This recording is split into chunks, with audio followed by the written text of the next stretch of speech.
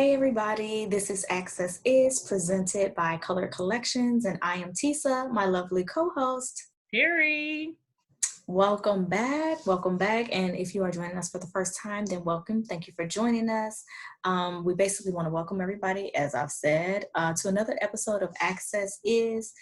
The definition of access is the freedom or ability to obtain or make use of something. So the goal with the podcast is that we want to share information with our community or to anybody that's listening based on our experiences, research, or the knowledge of our expert guests at times. Either way, we definitely want to thank you guys for joining us because we believe strongly in ensuring that our community in particular is equipped with knowledge and information. We want to be an access point for you so we all know that access is everything. Yeah, that's why it's called Access Is. So just here to give you some information to be that access point. So again, welcome and let's get into it. Terry, our first segment is Shades of the Day. So for those of you new to the podcast, Shades of the Day is where we will discuss what people or trends or music, whatever is happening in pop culture or in our culture today that we want to have a good shade, shine a light on, or something that may be negative and we want to dim a light on. So Terry, you got any shades that you want to shine or dim? Oh yeah, so we know that everybody right now is watching a hell of a lot of telly. So there's a lot of bangers. Some of it was kind of dwindling because we've been quarantined so long. So we're going to try to keep you up to date with some of our social media feeds. Check us out on all social media platforms. Here's some notable shows that we've been watching, and some of them were like, but some of them we are excited about. We want to rave over. It may be a couple spoilers, so definitely make sure that if you've not caught up, don't listen at that point. I'd like to jump into what's insecure. Have you been watching? I have. Now, this is a good shade, right? This is something we want. Yeah, this is something I want to highlight, not dim. I absolutely love Insecure. I believe we're in season 4 this season. We've got Issa, Molly. We've got that dynamic going. We started the season with Issa saying, I don't fuck with Molly no more, so we're going to develop it from there. I mean, I'm loving it. I like the way that Issa has developed, and I like the show a whole lot more than I did last season. Last season, I was like, Issa was all over the place. This season, I feel like she's coming into her own more, and I like where she's going. What about you? What were you thinking about it? I love the show, of course. I've loved it from episode 1. Love Issa Rae. Love the whole cast, especially Kelly. Definitely waiting for her spinoff. Natasha Rothwell, I think is her name. This season, though, okay, I got my feelings in this season. This is so this is the season where I am falling out of love with the characters, where I don't want to fool with none of these people in real life again, except for Kelly. Okay. What? So, yes. So, yes, you are right. Issa is finally getting her stuff together. Okay. Bravo. That's it? You like 82. I'm glad. I'm glad you're finally now. It's like when people be like, I always babysit my kids. First of all, they're your kids. You're supposed to. I'm not going to give you tons of rewards for things that you are supposed to do. Love that you're finding yourself. Love that you're finding something you're passionate about. Love that you're working and moving towards it. I'm just not extremely thoroughly impressed because I do have to agree with Molly. Like you are also still being messy. Issa, no, she didn't want to be friends or fool with that girl. What was her name? Child. Oh no, I want to say Condoleezza, but it wasn't Kanoka. Condola. Names aren't our shit. Names are obviously not our thing. She know she didn't want to fool with that girl. She know it was awkward. Okay, but it's awkward, but she liked the girl off the beginning, off the jump. She was like, I do fuck with you. I like you. I want to be your friend. Just because we got this one awkward moment, I can get past that because I actually do fuck with you and I actually want a friendship with you. I like that. I absolutely liked it. It was several awkward moments, and once they started down the secrecy path of, okay, don't tell her we talked, or don't we meeting up and not telling her, like, you truly don't want to be this girl's friend, because then you wouldn't have been doing all that messiness of it's a technology trend. Y'all texting, but then and talking, but they're gonna say, don't tell her we talked. Now she check his phone, even if it's a year from now, or she's, you know what I'm saying, or sees that, or somebody mentions it, or it slips out. You being messy, like Molly said, and not truly like comfortable with it in your soul. I'm not saying she don't like the girl.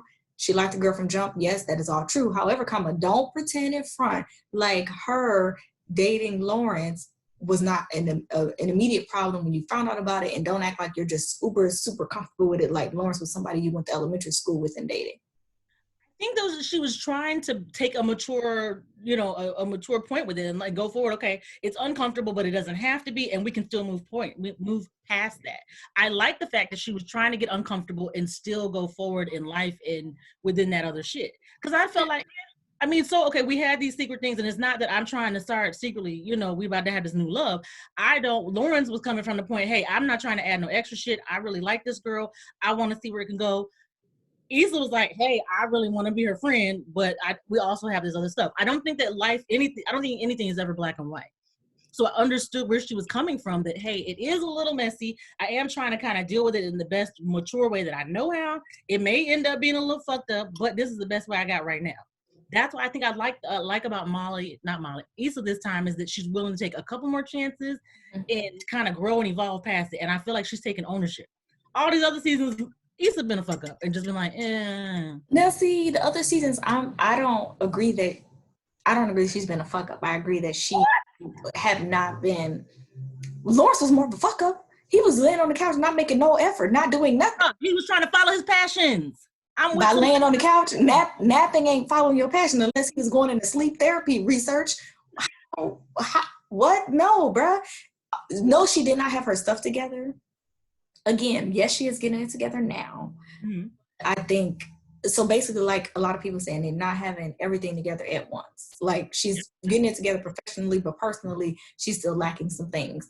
Molly's always traditionally had it together professionally and, academia and all that, and was always lacking things personally. And though nobody is fooling with Molly this season, I think just like you can recognize that Issa is trying to be mature, trying to change, trying to take the high road, I think Molly, in her own weird way, is also trying to do that, but with her personal life.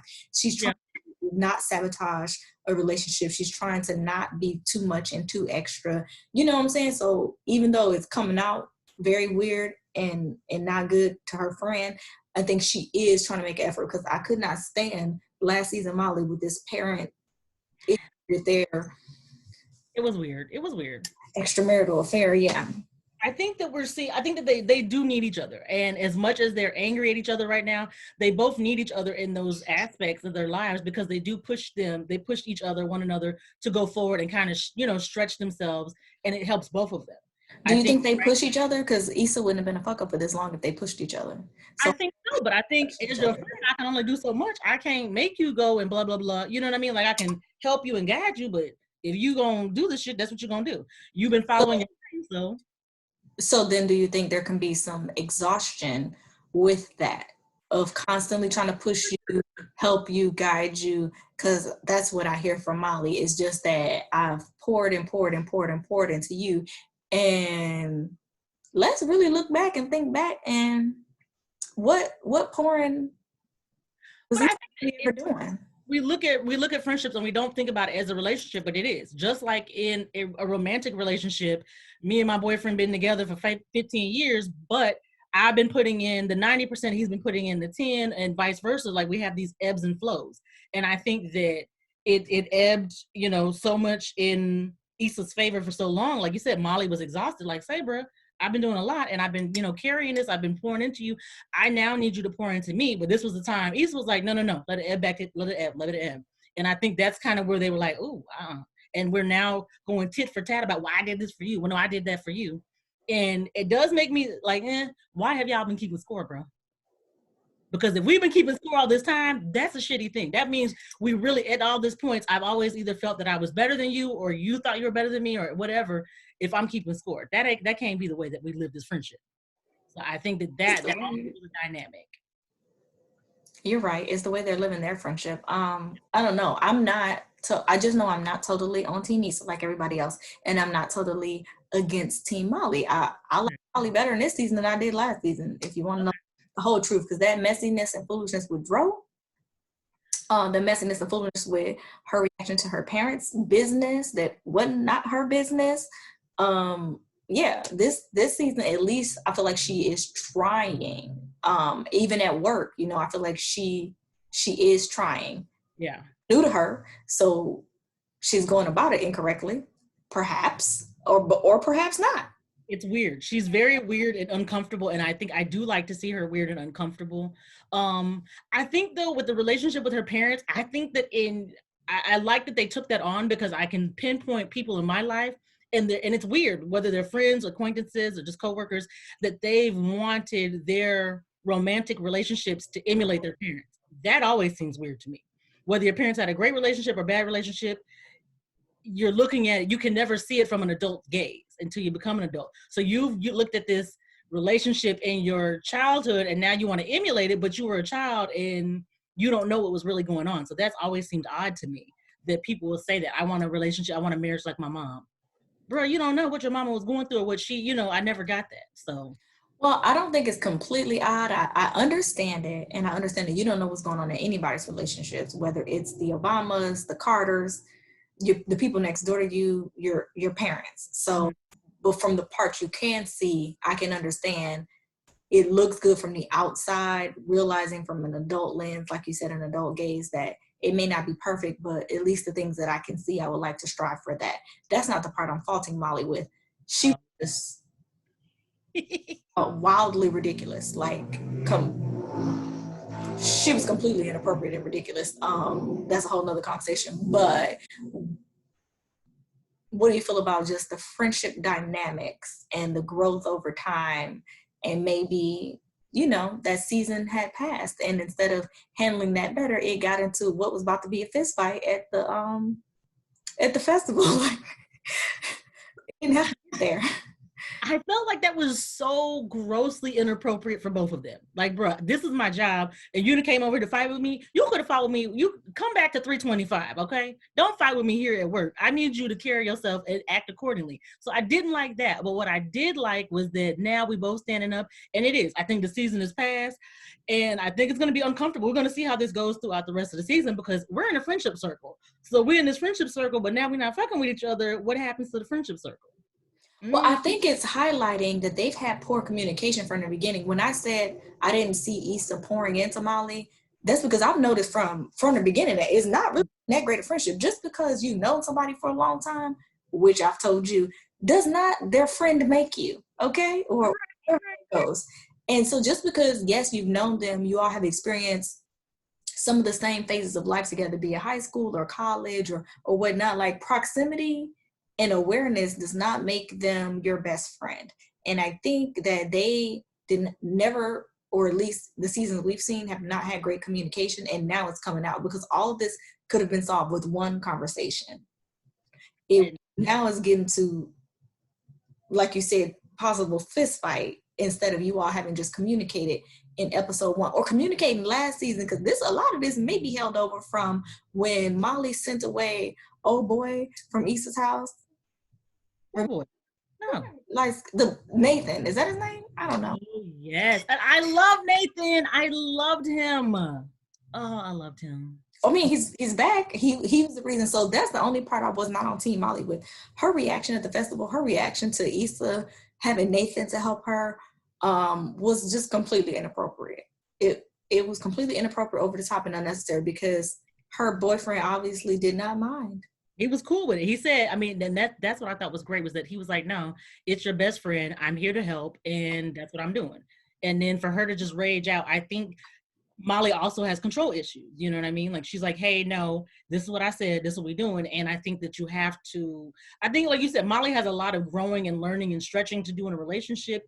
And you're going to see that. So I think Issa does too. And I think she'll get back with Lawrence, or it'll be at least some kind of teaser of that, which further proves you didn't really want to be this girl's friend. No, I still think it's complicated. I still want to be your friend, but this is still the love of my life. And now, blah, blah, blah, Yeah, blah. so you don't want to be my friend and also be with my boyfriend who's the love of your life. Like, that's not even black saying it's black and white, gray, or pink. You don't want to be my friend, you're going to get these hands. That's not what you do. That's what? We're gonna see. We're gonna see. We got to wrap it up because we got to move on to our Okay. access points because we got a lot to discuss. But definitely, you guys watch Insecure. As you can see, we can go on and on about Insecure. We might do a bonus episode just about Insecure in the season once it's over, and we'll talk about it, further. Tisa, do you have a shade of the day? What may be all of our negative shade, something that we all are probably aware of at this point and will definitely dim a light on because we're tired of seeing it happening. We don't want to see it happen again. Is the horrible incident with the death of Ahmaud Arbery, and Terry will give us the details for anyone who does not happen to know at this juncture. Not sure why, but for anyone who doesn't know. Yep, let me, so sorry, just don't want to lie to you guys. Okay, so we got Ahmaud Arbery was shot in Brunswick, Georgia. It was 2 months ago that it happened. I'm trying to get you guys the exact date, February 23rd. Brunswick lies 70 miles south of Savannah. So that just kind of give you a little example of where it is. It's a small rural town. And he was outside in the neighborhood running, and two men cornered him, tried to stop him. He, of course, didn't stop. They then drove after him and accosted him and accused him of a string of break-ins. That's what they're claiming that they did. And because he was not acquiescent to their attempts to try to stop him, they ended up killing him in self-defense. The issue is that they end up killing him. We're not gonna say self-defense. This is I'm again giving you what this is their narrative. And at no point, as I was gonna say, at no point do I have to stop for a fucking citizen. At no point. It's just a random Joe. I am allowed to live in this country and walk, run, resist you trying to stop me as a rando. You've not identified yourself as a police officer. You're not in any type of marked vehicle to identify yourself as a police officer. There's nothing that says I need to now listen to you because you are the law. You're just another person just like I am out here. And some of the outrage is a father and son. And apparently they had worked for the district attorney at some point or for the city and had some time. I thought they were friends with the district attorney. The father actually used to be a police officer. They were related in some way as far as, hey, I know you and maybe you did a favor. And that is why it now took so long and so much light had to be shed on the case because the district attorney did not want to file any charges. There have now been charges filed. The men have been arraigned and we are now waiting to see. The third man who actually filmed it, if you don't know, the reason why we all now know about the case is because it was actually filmed. There was a third party. And he is now saying, hey, I tried to stop them, but they didn't want to. And I was just filming and I was an innocent bystander. We also know that there were 2 calls to 911 and the 911 operator is like, say, what's the problem? Why is it a crime? What's going on? I don't understand what you're trying to tell me. So we've yet to hear the 911 tape, but we do know a couple things about it. And we're now seeing additional footage of Ahmaud Arbery actually in a construction site. And now the men have changed the story to say, hey, no, it wasn't that he was involved in a string of robberies, like they said. He now was trying to steal something from his construction site. So their story has changed now from hey, he threatened my life, to we tried to stop these robberies, to now he was trying to steal from this one particular site.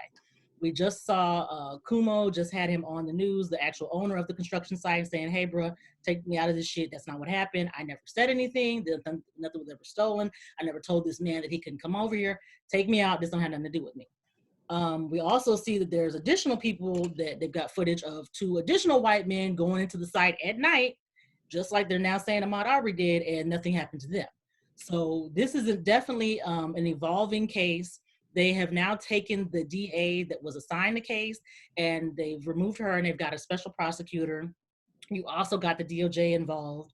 Yeah, I have a lot of issues with DOJ right now because of who's running it, but we're going to see. I mean, we're going to continue to put our foot on their necks and keep fucking pressing them. In this time that we've shed light to Ahmaud Arbery's issue, there have been, I believe, 3 more shootings that we're now aware of. And we've got Ohio, Louisville, and where's the other one? Do you know? I don't know. We don't know, but I have to look and see, but we'll definitely, guys, keep you up to date on that and look at our social media. But I'm gonna tell you today, like everybody else during Rona, we've been on quarantine.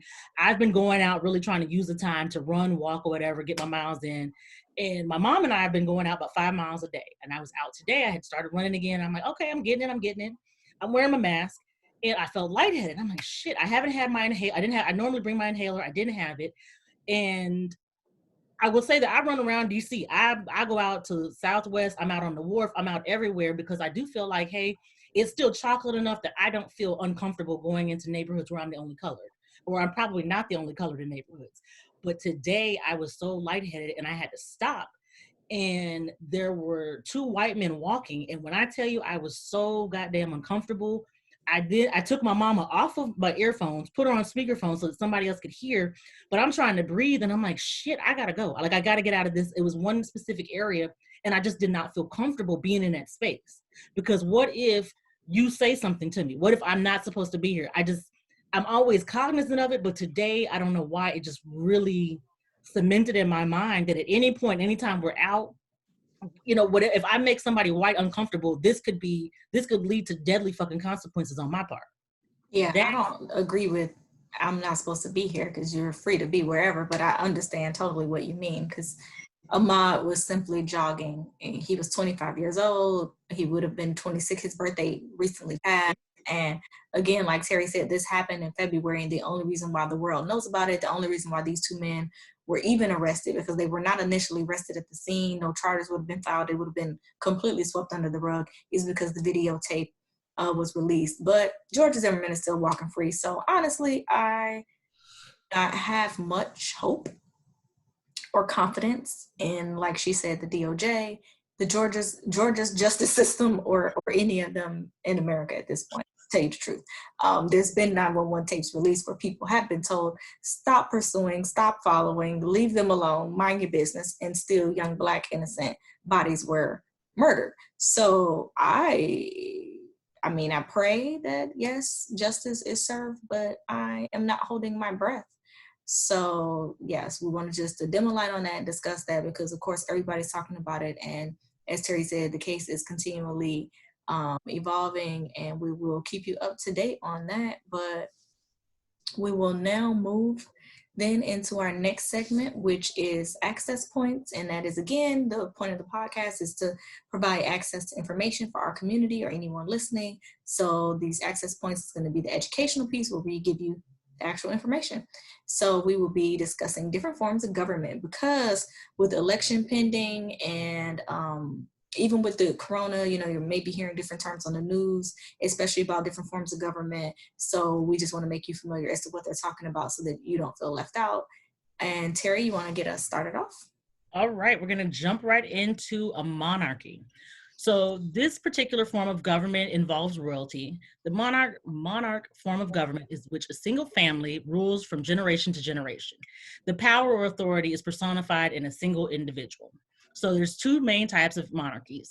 We have absolute monarchy, which exists when the monarch has few or no legal limitations in their political matters. Number 2 is constitutional monarchies. They're more common and it exists when a monarch retains a distinctive legal and ceremonial role, but exercises limited or no political power. So of course, our most familiar type of monarchy is the constitutional monarchy, and that exists in the United Kingdom. And we know that their monarch is Queen Elizabeth. She's the head of state in the UK, and she and the royal family have ceremonial roles, but don't make up the laws that govern the people. Okay, awesome. So I will talk to you guys about an oligarchy. Oligarchy. You may have heard this term thrown around or someone referred to as an oligarch. An oligarchy is a form of government that's ruled by a small group of powerful and or influential people. These people may spread their power equally amongst them or unequally, like some people in the group may have more power than others. An oligarchy can coexist with a democracy, a theocracy, or a kingdom, as Terry was mentioning, in a monarch. Their wealth and connections allow them to influence public policy behind the scenes. So just to bring it back to something you may have heard of, if any of you have heard of an Illuminati or just a secret, very powerful, very, very wealthy group, maybe the 1%, That's kind of what you think of when you think of an oligarchy, running the country behind the scenes, and because of their power and influence, allows them to do so. So there's not one clear ruler with an oligarchy, but several powerful people. Some historical examples of an oligarchy would be the former Soviet Union, Saudi Arabia, or the apartheid system in South Africa that is no longer there. That's interesting. Okay, let's take it to now democracy. So that's the form of government in which power belongs to the people. There's two forms of democracy. One is a direct democracy, in which all eligible citizens have direct participation in the decision making of the government. The second and the most common form of democracy is representative democracy, in which the citizens exercise their power through elected representatives. So you guys know that the United States is a representative democracy. Switzerland is an example of a direct democracy. The citizens there have more power than in the representative democracy. They actually control the government and what happens within the country. You guys know that we have senators, we have a House of Representatives, and those are the people that actually are supposed to represent our best interests as citizens of that state. We know how that happens. So continue, let's go on. Okay, so now I will tell you about an autocracy. Autocracy is a system of government in which a supreme political power is concentrated in one central point, either in one person or one party. This center of power relies on force to suppress opposition. So literal force, like we will kill you, we will force you not to oppose us. It is absolute power. Absolute power is the key term in that. Two examples of autocratic governments would be dictatorships or absolute monarchies. And that would be like Hitler or Gaddafi in Libya, or something you may not think of as with a negative tone, but it is still function as an autocracy, the Vatican. So that's an autocracy. Terry? Interesting. Yeah, I never would have thought about the Vatican as an autocracy. We've got dictatorship for me. So government without the people's consent is the easiest way to think about dictatorship. It's a contrast to democracy in that the government, for a democracy, it comes from the power from the people. And oh God, that one takes me over. Totalitarianism. I don't know that I pronounced it right. It's still kind of... Totalitarianism. Say it again. Totalitarianism. That's where we're going to go. That means the government controls every aspect of people's life, opposes pluralism, where the government allows multiple lifestyles as opinions. We kind of have that as far as we have different lifestyles, but we don't have different forms of government. An example of this form of government is going to be Kim Jong-un in North Korea. You already know he's controlling everything. He controls the opinions. So there is no multiple different opinions. He says, this is what we do. This is how North Korea, or this is how Korea, but it's North Korea. I say just Korea because that he says Korea, but we know that Korea is split. We have North and South Korea, but it's hey, this is what I say. This is what we're gonna do. That's it. That's a dictatorship. Yep.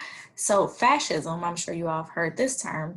Fascism is a political philosophy, movement, or regime that exalts, meaning lifts up, or puts into more of a prominent place, nation and often race, sound familiar, United States, above any individuals. And that stands for a centralized autocratic government headed by a dictatorial leader. Severe economic and social regimentation and forcible suppression of opposition is fascism. And that is it's a very complex ideology. Some people describe it as a type or set of political actions or political philosophy. And most definitions agree that fascism is authoritarian and it promotes nationalism at all costs. But its basic characteristics are debatable. So some examples or people we've heard mention to do with fascism would be Paxton. Yes, Terry? So other examples, I'm going to say Hitler's the number one. Oh, Hitler, Mussolini. Yeah. Yes. It's funny how they all bleed together. I'm going to take on socialism. So socialism has acquired different meanings, and you hear it all the time. They talk about democratic socialism. What it actually refers to is a system of social organization in which private property and the distribution of income are subject to social control. But the conception and the control has varied, and the term has been interpreted, of course, in a wide variety of diverging ways.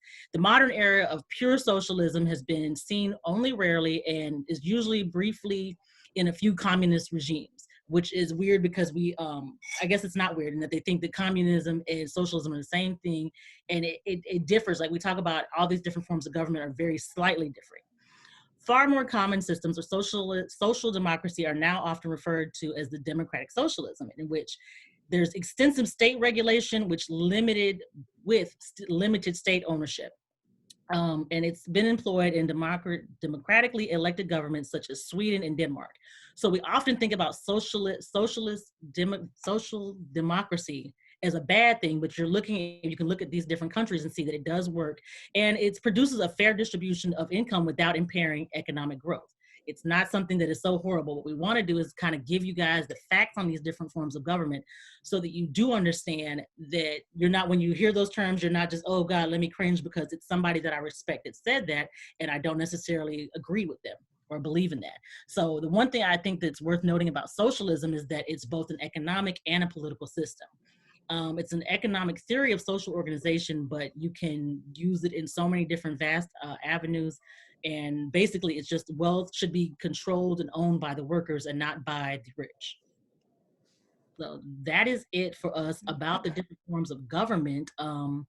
We want to make sure, like Tisa said, that you guys do understand a little bit more about the different forms of government, or when people are using these terms, you're not left in the dark and that you don't know what they're saying. Yeah, so feel free to go look them up yourselves. I know that was a lot. So just to simplify, if you want to get engaged in conversation, or you're reading about it, or you hear it on the news, go look it up yourself and get you just a good, grounded, simple explanation so that you can follow along. And that is the end of our access points. But the last thing we want to share, because again, it is an election season, election coming up November 3rd, I believe. Mm-hmm. So, especially with the pandemic, want to let you all know about early voting and absentee voting. And then Terry will touch on remote voting, that she's seen some things about that. So early and absentee voting, just want to make it very clear to everyone, you are allowed to do either. You do not need a special reason. There's no special fee.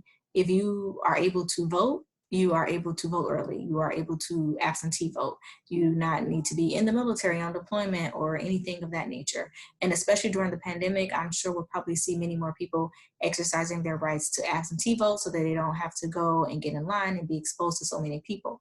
Please go to www.vote.org, and all of that information will be in the show notes to find out the specifics for your particular state or DC on how you can early or absentee vote, but make sure you vote. So yeah, the remote voting is basically not voting at the polls. That's it. They've now come up with, you've seen the news and the different parties going back and forth about whether or not to allow remote voting. That's it. You're just not going to the polls, as Tisa said, to vote. Remote voting is actually absentee voting. It is voting by mail. It is anything other than going to the poll to cast your vote. You're going to cast your vote by mail. They have yet to release the details on how that's actually going to occur. I assume that it will be continued like absentee voting as it is now.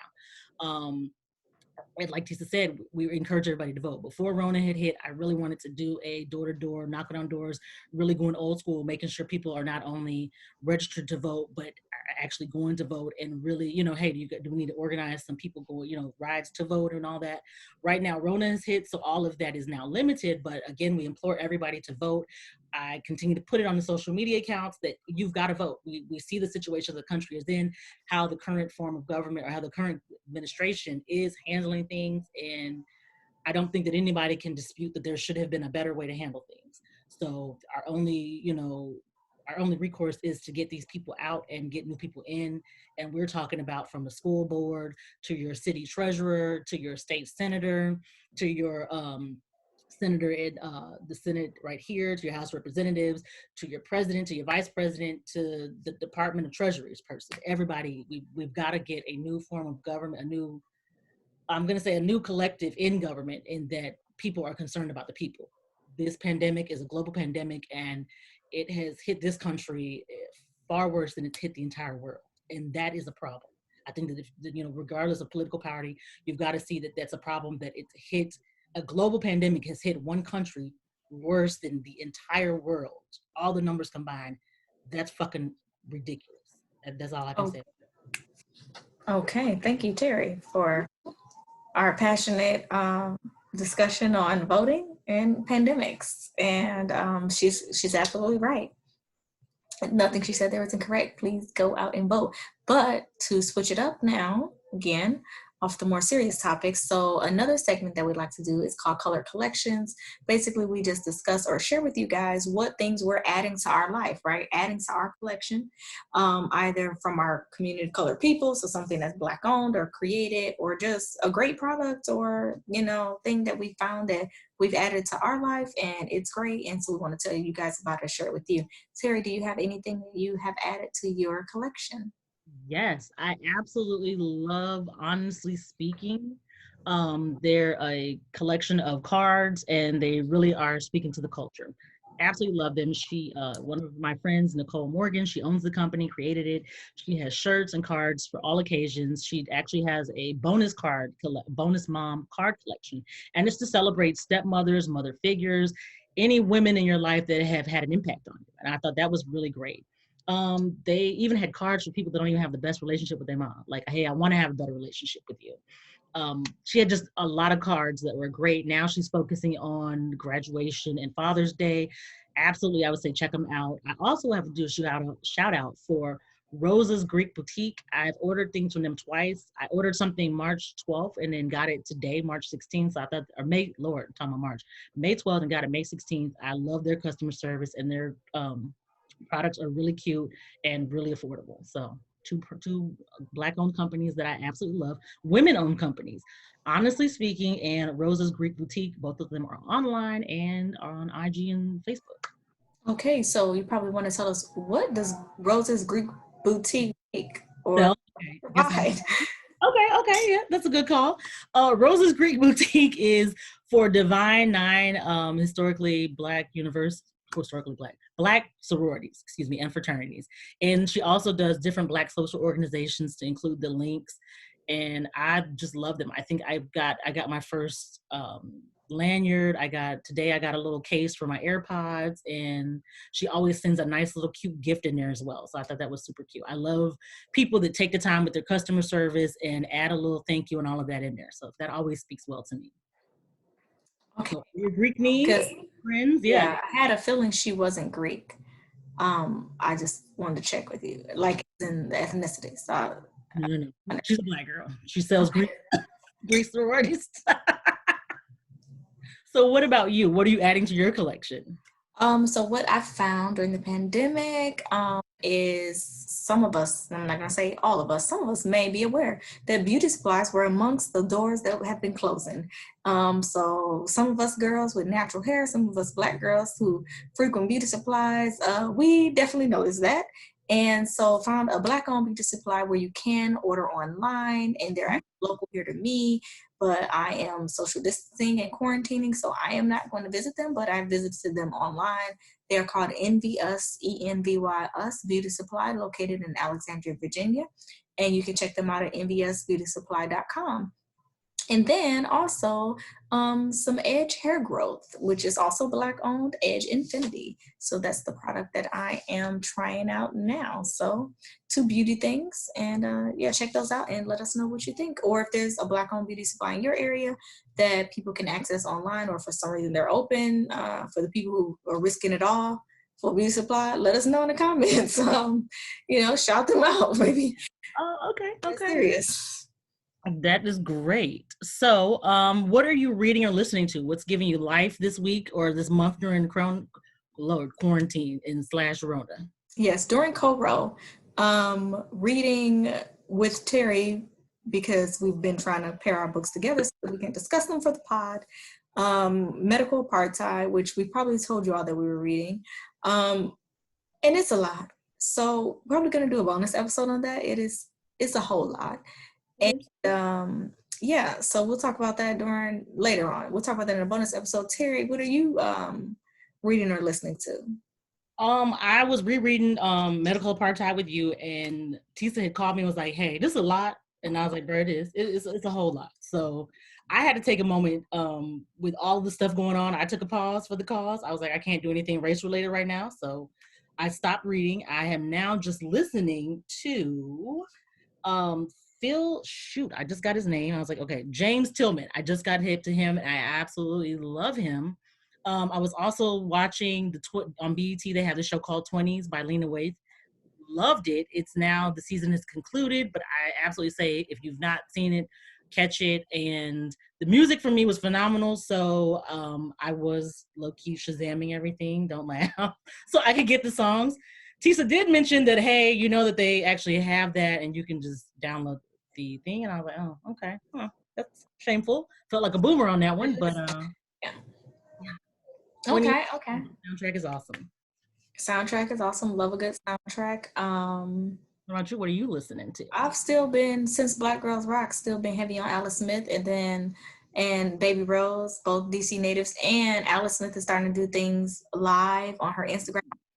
The co-ro has made a lot of artists branch out or do, just much more on social media. So we're getting access that we haven't had before. So have also been checking out a lot of the battles. Did you catch Jill Scott and Erykah Badu? No. Oh, okay. Was it good? I mean, I'm gonna say it. After D-Nice, yeah. I do. I say all that. I fucking love Ninth Wonder, and I'll catch some of his sets. I will. That's it. Okay, because the way you said it made it seem like it was something wrong with Jill Scott and Erykah Badu. So No. Thank you. No, you don't have to fight me. I do like Erykah and Jill. I just, yeah.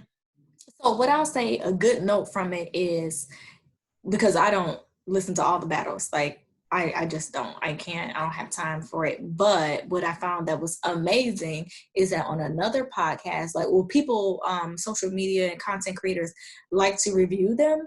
And so sometimes you can find the playlist. So really that's all I want is the playlist. And then I'll go ahead and make my own playlist, and I don't have to tune into the actual battle, but I can still get all the great songs that I just haven't thought about in forever, but would absolutely love to hear. And especially if they're organized in such a way. So, for the Babyface and Teddy Riley, I got the playlist from someone else's podcast and made my own playlist in Apple Music. I was like, hey now, and I couldn't be tuned into theirs. Like after the 3 tries and all the dramatics that was happening. 3 tries? Yeah, I think the third is when it finally happened. Technology won in that. Yeah. I'm for sure not watching all that. I'm for sure. And I don't I know everybody was hype about D-Nice the first time, but then I watched them a couple times after that, and everything is, oh my God, shout out Tisa. Oh, Tisa, I see you coming in. Okay, you're ruining our audio, so stop that. Sorry. Sounds ridiculous. That's why I was like, I can't get into that. And I like that for me, Ninth Wonder doesn't do that. I will say, let me shout out R&B Only, because we had signed up to go to one of their shows, and they have been sending continual playlists since Rona began, and I like that. Like, I like that they continue, like, hey, make sure you download this R&B Only. They've got some great jams. Like, Are they emailing them? Because I've not received the playlist. Awkward. But they are emailing, so I'll. Oh, okay. Before me the emails, I haven't checked. Some of us are working a lot of hours and working hard during the co-ro, so I'm not doing a lot of the things that other people are doing. It's just napping and walking and becoming one with myself and doing more yoga and drinking more tea. Like, some of us are working well past our work hours and are fully engaged during our work hours. Thank God I can still work. But working from home means nothing to them. So I definitely am not checking any email that's not a professional email or to do with school. So not even checking all my school emails. I'm not gonna lie to y'all. They canceled graduation and I felt some kind of way. So I will have you forward me those. Great to hear. Great music. Great things in your color collection. So everybody go check those out. Yeah, Terry. I would say, like Tisa said, let's be mindful of the fact that everybody is not off, or working from home does not mean that I now have endless hours to talk to my friends and catch up. And I get it. Like, I definitely do try. Tisa has been mindful about checking in on me. I am quarantining by myself, and I try to do the same for my other friends doing that. And as I'm mindful doing that, I'm also mindful that, hey, I'm also typing away and doing other stuff. So let's be mindful of the fact that people are still working and have obligations and things, or that I might just be overwhelmed today and not want to talk. So you've got to be mindful of the space I think the spaces that everybody is in at different times. So we're gonna, like everybody keeps saying, we are gonna get through it. Days are passing. You're seeing more and more states open up. Continue to mask up, whether your state has said, hey, it's cool or not, mask yourself up, because we already see that we're dying disproportionately, and you may or may not receive great care. So mask yourself up, keep you some sanitizer on deck. We will also put on our social media platforms different websites and different access points to purchase a different mask. If you need some, if you don't want to make any or you just want to purchase some, we'll put those links as well so that you do have the opportunity to buy some. That's it for me. So just, yeah, stay safe and be mindful, but stay safe in the co-row. And for anybody out of work, we pray that you can go back to work soon so that you can still take care of yourselves and your family. And if you are still working, people, be mindful of that. Just like Terry said, don't try and take advantage, assuming, well, you're at home, you got time, and so therefore take advantage of other people's time or dictate what they do with their time because you think that they're free, that they're stuck in quarantine. That is wildly inappropriate and rude and narcissistic, but that'll be in another podcast. So as always, please tune in, like, share, and subscribe. We are definitely excited. Got a YouTube channel now, guys, so everybody subscribe to that. Rate and review. Let us know. Just comment on any topics or anything you want us to discuss, book ideas you want us to discuss, music you want us to listen to, products you want us to try and discuss. We are ready and willing to receive all of your feedback. You can reach out to us at coloredcollections@gmail.com, and that is collections with an S, or at colored-collections on all social media platforms. And again, got the YouTube channel, so if you would like to see our smiling faces, and it may make more sense because the audio is probably weird by itself, catch us on our YouTube channel. Again, Colored Collections. Yeah, that was it. Anything else? Nope. We will be back to our in-studio recording when Rona is over.